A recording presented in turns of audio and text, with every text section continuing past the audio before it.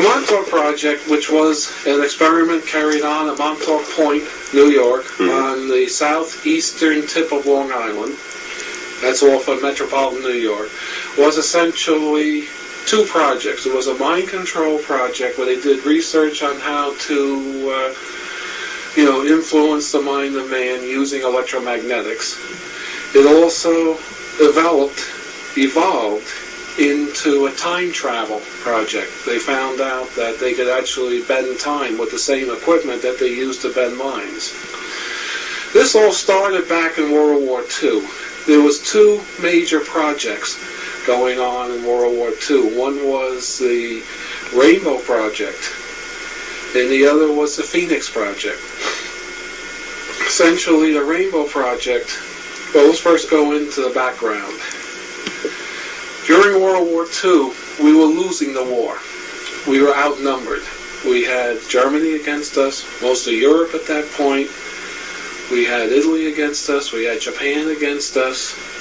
And it was felt it was a losing cause. So the government was essentially looking for that secret weapon that would win the war.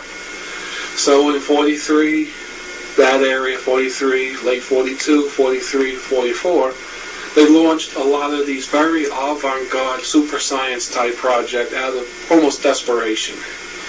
One of them was the Rainbow Project, which we know is a Philadelphia experiment. This was where they attempted to make a military Navy boat invisible, radar invisible, what they're interested in.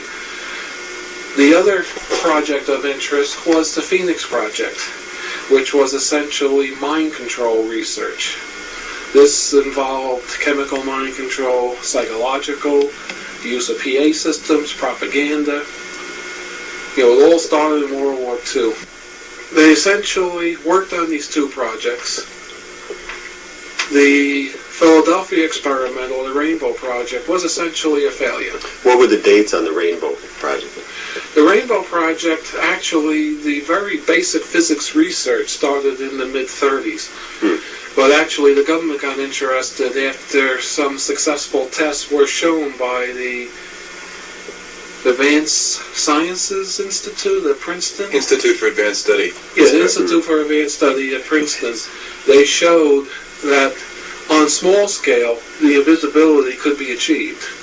This was work based upon the work of Nikola Tesla, Dr. John Eric von Neumann, and others that were in the Institute for Advanced Studies at Princeton. At that point, the Navy realized this thing had a huge tactical application. So they backed it and they funded it. And the research was done up until August of 1943, which we're not sure is the second to the last test or the last test. But August 12, 1943, the project was installed in a ship, the Eldridge. It was a destroyer escort class. Not a real small boat, but not a real big battleship. The boat was built especially for the Rainbow Project, where they were able to take one of the gun turrets on the front of the boat was fake. They could take it off, and they had a big opening to drop electronic equipment in, large generators, the whole 9 yards of it. And by 1943, they had already outfitted the Eldridge with all this equipment. And the boat was towed out into the harbor, the back end of Philadelphia Harbor, and the order was given to turn the project on, turn on the equipment. Duncan here and his half-brother Al were on the boat, and when they turned everything on, it worked. The boat did become radar invisible. The boat actually became visibly invisible. Then it disappeared entirely. It was gone.